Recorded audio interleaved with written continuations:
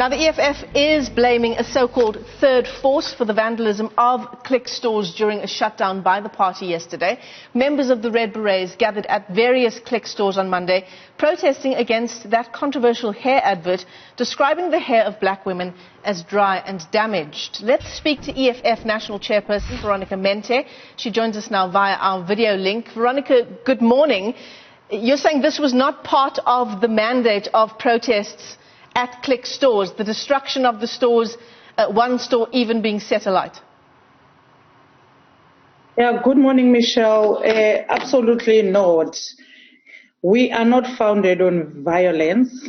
We are founded on the principle of being a protest movement. We are an advanced detachment and a vanguard of the people. So we do not, in any way or form or shape, condone violence. We don't condone destruction of property. We don't condone looting.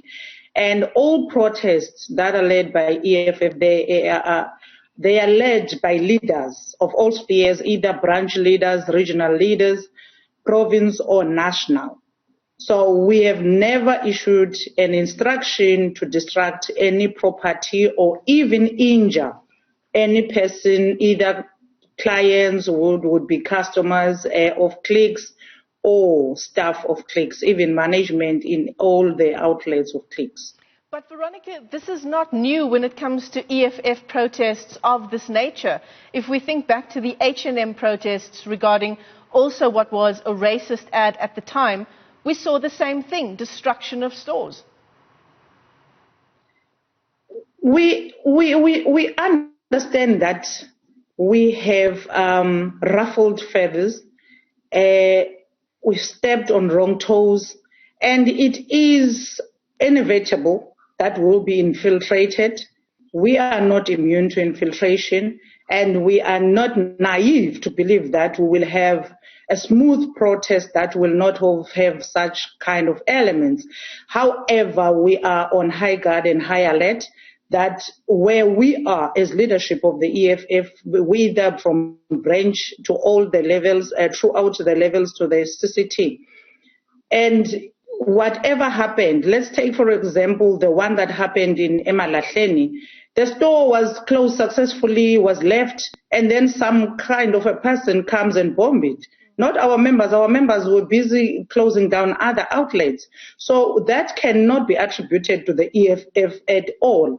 And we still stand by our word that we are not going to vandalize. Our purpose of this protest is only to make sure that Clicks does not conduct any business. It's for them to lose revenue. There shouldn't be any income to Clicks so that they feel the pain. This is a kind of justice we think it fits for their just careless and blatant apology of an oversight.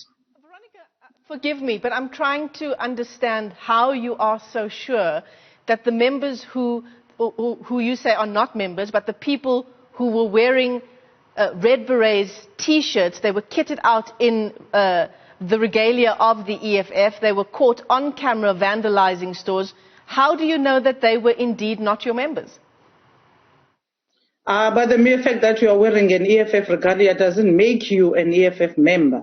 We know that across the country, EFF Regalia is being sold by everyone. We've seen it even with people who are leaving the movement.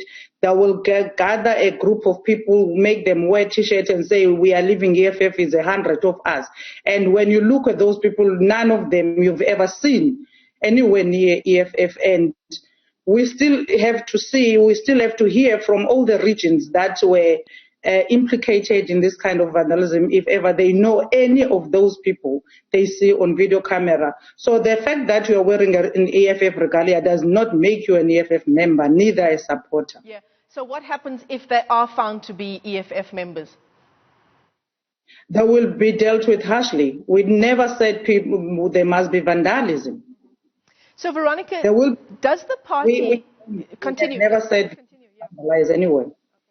So, does the party still stand by the decision that this is the right way to protest against this racist ad on Theresa May products that was displayed on the Clicks website. There's been some criticism, particularly since yesterday, around perhaps the EFF using its power towards the substantive issues of workers at an organization like Clicks.